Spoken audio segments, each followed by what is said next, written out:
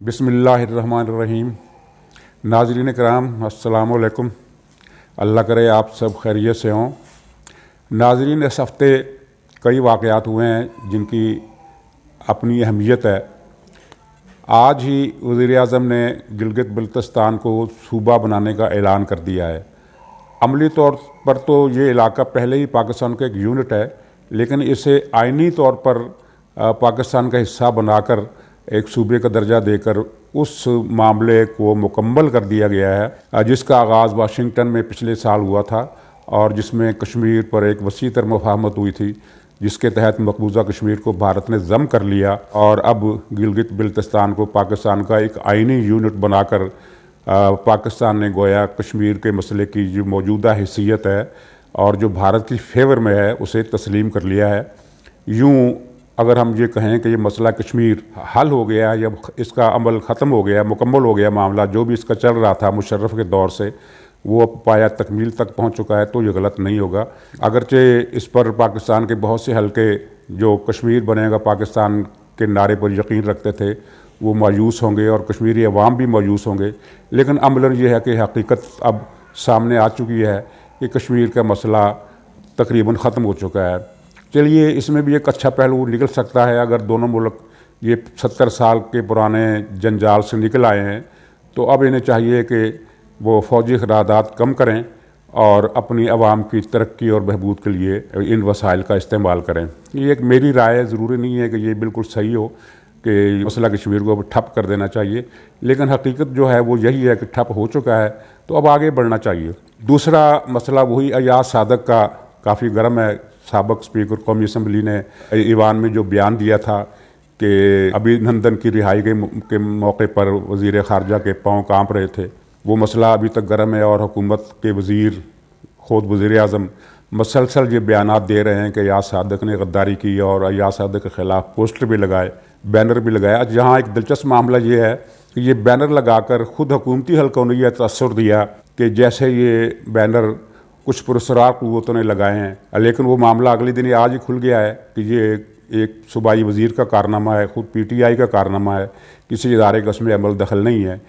यानी एक इदारे को इस मसले पर मुस्लिम लीग नून के साथ दोबारा मुतसादम करने का एक खूबसूरत प्लान था जो बदकिस्मती से फ़ेल हो गया, इसलिए कि वो लोग पकड़े गए और पता चल गया कि इनके पीछे कौन था। अयाज सादक की गद्दारी के इशू पर अवाम तो मुतासर नहीं हो रहे, लेकिन बहरहाल एक लतीफ़ा बना हुआ है और लतीफ़े से ज़्यादा अलमिया ये है कि अयाज सादक ने जो बात की थी वो इतनी गहरी नहीं थी जितनी गहरी PTI ने बना दी, उसके वज़ीरों ने और वज़ीर-ए-आज़म ने बयानात दे देकर, और मामला यहाँ तक पहुँच गया कि जिस पर वो एक मशहूर ज़माना मिसरा है, वो पूरा नहीं पढ़ूँगा कि कू बकू फैल गई बात, यहीं तक ख़त्म करूँगा। वो कू बकू फैलने वाला कारनामा जो है, फैलाने का जो कारनामा है, वो PTI ने अंजाम दिया है। चलिए, इस पर भी इसको एक मुबारकबाद दे देनी चाहिए। और यहाँ ये भी दिलचस्प अमर है कि वज़ीर-ए-आज़म अयाज सादक के इशू को इतने ज़्यादा क्यों आगे बढ़ा रहे हैं। मालूम ये हुआ है, कुछ लोगों ने बताया है कि बाकायदा कुछ वज़ीरों को हिदायत दी गई हैं कि आपने अयाज सादक के ख़िलाफ़ मसलसल बयान देना है।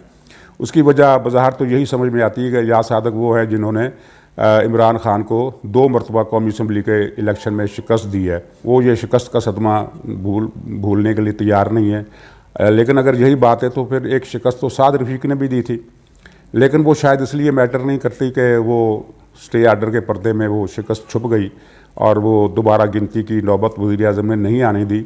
अगर दोबारा गिनती होती तो साद रफ़ीक के सर पर भी ये एक सेहरा आवेज़ा हो जाता कि उन्होंने वज़ीर-ए-आज़म को या उस आदमी को शिकस्त दी जो वज़ीर-ए-आज़म बनने का उम्मीदवार था या जिसे वज़ीर-ए-आज़म बनाने का फ़ैसला कर लिया गया था।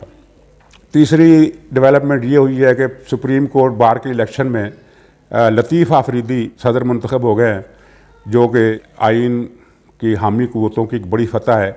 आइन मुखालफ क़ुव्वतों का उम्मीदवार जो है वो शिकस्त खा गया, अगरचे उसे हामिद ख़ान ग्रुप की हमायत हासिल थी।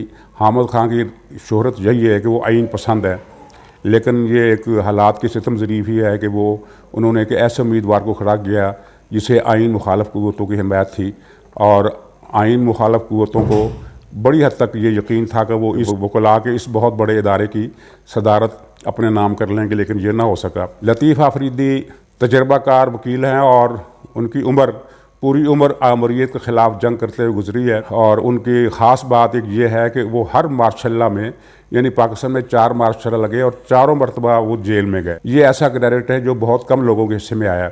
और उनकी जीत से आसमा जहांगीर मरहूमा की वफ़ात का जो सदमा है वो कुछ लोगों को अब उसकी कमी कुछ पूरी होती हुई नज़र आएगी। ये एक बहुत बड़ी फतह है और आइन पसंदों के लिए एक अच्छा शगुन है कि उनकी जद्दोजहद में एक बहुत तजर्बाकार और बहुत ज़हीन एक क़यादत उन्हें मिल गई है। चौथा ये ऐलान है मुस्लिम लीग नून की तरफ से कि वो जो दिसंबर में उन्होंने जलसा करना है उसका वेन्यू मीनार पाकिस्तान होगा। ये बहुत बड़ा ऐलान है। गुजरांवाला के जलसे में लोगों को शिरकत से रोकने के लिए हुकूमत ने जितनी प्रैक्टिस की और जितने एडवेंचर किए, मेरा ख्याल है कि मीनार पाकिस्तान पर जलसे को रोकने के लिए उससे 4 गुना ज़्यादा क़ुव्वत इस्तेमाल की जाएगी। गोया कि दिसंबर के महीने में एक बहुत बड़ा मार का फिर सर होने वाला है। अब देखिए कि वो हुकूमत किस हद तक कामयाब होती है। मेरा ख्याल है कि अगर वो हुकूमत इस जलसे को रोकने की कोशिश करेगी तो जितनी खिफ़त उसे इस मामले पर हुई है गुजरांवाला के जलसे में, उससे कहीं ज़्यादा खिफ़त का सामना उसे इस मसले पर करना पड़ेगा। एक और मुहिम भी चलाई गई है जिसको मरियम नवाज़ ने लॉन्च किया है, शेर जवान मुहिम। उसमें उन्होंने आज खिताब भी किया। वो खिताब बड़ा अहम था। उसमें बहुत सारी तेज़ बातें हैं, जद्दोजहद को बाकी रखने की बातें। आसम बाजवा के बारे में भी उन्होंने बातें की हैं और ये भी कहा है कि हम फ़ौज पर ज़रा भी तनकीद नहीं कर रहे। हमारी तनकीद का रुख तो सिर्फ उन चंद अफराद की तरफ है जो फ़ौज की बदनामी का बास बनते हैं। नाजरीन, एक और ख़बर की तस्दीक हो गई जो मैंने अपने पिछले ब्लॉग में दी थी कि एक मुस्लिम लीग बनाने की कोशिश की जा रही है जिसमें माइनस नवाज शरीफ होगा। तो उसकी तस्दीक यूँ हुई है कि आपने ये अयाज सादिक के ख़िलाफ़ जो हालिया मुहिम चली है उसमें 1-2 MP मुस्लिम लीग नून के और तोड़े गए हैं और एक नया नारा दिया गया है कि मुस्लिम लीग वाले नवाज शरीफ को माइनस करके मुस्लिम लीग पाकिस्तान बना ले, यानी मुस्लिम लीग नून के बजाय मुस्लिम लीग पाकिस्तान। ये उसी प्लानिंग का दिबाचा है कि एक नई मुस्लिम लीग खड़ी की जाए जिसमें कुछ इलेक्टेबल शामिल किए जाएँ, कुछ कागजी तंजीमें शामिल किए जाएँ और इस मुस्लिम लीग को असली और बड़ी मुस्लिम लीग बनाकर पेश किया जाए। लेकिन यहाँ एक बहुत बड़ी तब्दीली जो पाकिस्तान के सियासी कल्चर में बड़ी नादिर है और बहुत अरसे के बाद हम उस तब्दीली को देख रहे हैं, वो ये है कि नवाज शरीफ की मकबूलियत अब इस मुकाम तक पहुंच गई है कि उन्हें इलेक्टेबल्स की ज़रूरत नहीं रही। मौजूदा मुस्लिम लीग में जितने भी इलेक्टेबल्स हैं, अगर वो सारे के सारे भी पार्टी छोड़ जाएं तो मुस्लिम लीग की जो इंतखाबी क़ुव्वत है उस पर कोई फ़र्क नहीं पड़ेगा, बशर्ते कि इलेक्शन आज़ादाना माहौल में हों। वो कब होते हैं ये हम जल्द ही देख लेंगे और मुझे बहुत हद तक यकीन है कि बहुत जल्द पाकिस्तान में ऐसे इलेक्शन होने वाले हैं जो वाक़ईतन आज़ाद होंगे, जिसमें कोई सिस्टम नहीं बैठेगा, जिसमें अंदर बाहर वाली कोई क़ुव्वत नहीं होगी और आवाम को उनकी अपनी मर्ज़ी के मुताबिक वोट डालने का हक़ मिलेगा। वो इस हक़ को इस्तेमाल करेंगे और फिर उसके नताइज जो होंगे वो पाकिस्तान के लिए खुशाइंद होंगे। पाकिस्तान जमहूरियत की तरफ चल पड़ेगा और एक आइनी शाहराह जो इस वक्त मुख्तलिफ़ रुकावटों से मसदूद कर दी गई है वो फिर से खुल जाएगी। और ये आज अगर कुछ लोगों को ये बात बड़ी नामुमकिन और इस तरह की महसूस हो रही है कि ये बहुत दूर के ढोल हैं जो सुहाने लग रहे हैं, ये दूर के ढोल जो है अनकरीब इनकी थाप आप अपने कानों से सुनेंगे और ये होने वाला है। नाज़रीन, इसी हफ्ते ये खबरें भी आई कि इस्टेब्लिशमेंट ने अपोजिशन से मुज़ाकरात करने का फ़ैसला कर लिया है, लेकिन इस खबर की तस्दीक नहीं हो सकी और बज़ाहिर ये खबर मुबालगे पर मबनी है। ऐसे किसी मुज़ाकरात की कोई इतला या इंडिकेशन अभी तक सामने नहीं आई है। हाँ, वो मामला ज़रूर है कि अपोजिशन की मुख्तलिफ़ पार्टियों से, मुस्लिम लीग नून से 3 सतह पर, मौलाना फजलुर रहमान से और पीपल्स पार्टी से अलग अलग राब्ते किए जा रहे हैं और हर राब्ते में एक अलग किस्म की पेशकश है। वो पता नहीं पेशकश संजीदा है या कोई ट्रैप है, इसका पता चल जाएगा। कुछ ज़राए ये तस्दीक कर रहे हैं कि पीपल्स पार्टी को गिलगित बल्तिस्तान के इलेक्शन में कुछ वाक ओवर दिया जाएगा, उसे ज़्यादा सीटें दी जाएंगी और उसके बाद PTI दूसरे नंबर पर होगी और मुस्लिम लीग नून को 2 या 3 सीटों पर टरखाया जाएगा। ये अफवाहें हैं और बताने वाले बताते हैं कि उनके ज़राए मोतबर हैं, लेकिन मेरा ख्याल है अगर ये एडवेंचर करने की कोशिश की गई तो ये खासा मार्के और मुश्किल का काम होगा। इतनी आसानी से ये नतीजे हासिल नहीं किए जा सकेंगे।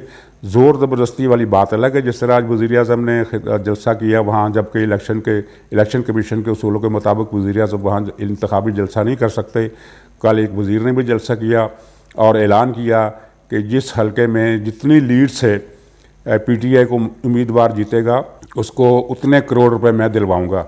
ये बात अलग है कि ये इंतखाबी कवानीन की खिलाफ वर्जी है और इलेक्शन कमीशन इस पर हरकत में नहीं आ रहा, लेकिन इसमें लोग सवाल कर सकते हैं कि जनाब कराची के 11 अरब रुपए के पैकेज का क्या बना।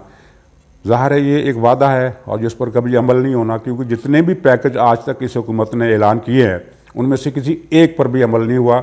और कराची का पैकेज जो है उनमें सबसे बड़ा लतीफ़ा है कि 11 अरब रुपए का इतना भारी भरकम 1100 अरब रुपए का इतना भारी भरकम पैकेज, और उसमें अभी तक 1 रुपया भी कराची वालों को नहीं दिया गया और न ही कराची वालों को कोई रकम मिलने का इम्कान है। तो ये हफ़्ता बहुत भरपूर रहा। और नाजरीन, ये जो नवंबर का महीना शुरू हो गया है इसमें मामलात और आगे बढ़ेंगे और बज़ाहिर यही सूरत हाल नज़र आएगी कि तसादम जो है वो किसी ख़तरनाक मोड़ पर पहुंचने वाला है। और ये ख़बरें भी फैलाई जाएंगी कि इदारों ने मुस्लिम लीग नून को क्रश करने का, कुचलने का फ़ैसला कर लिया है। ये सब अफवाहें हैं जिनका मकसद इस तलखी को बढ़ाना है या लोगों को मायूस करना है। ऐसी कोई बात नहीं। पाकिस्तान में जो फ़ज़ा मौजूद है वो आहिस्ता आहिस्ता और मरहलावार जो वाक़यात हो रहे हैं उनको रोशनी में हम कह सकते हैं कि बिलाखिर इन सब वाक़यात का रुख मुफाहमत की तरफ मुड़ना है। आज के लिए इतना ही। खुदा हाफिज़।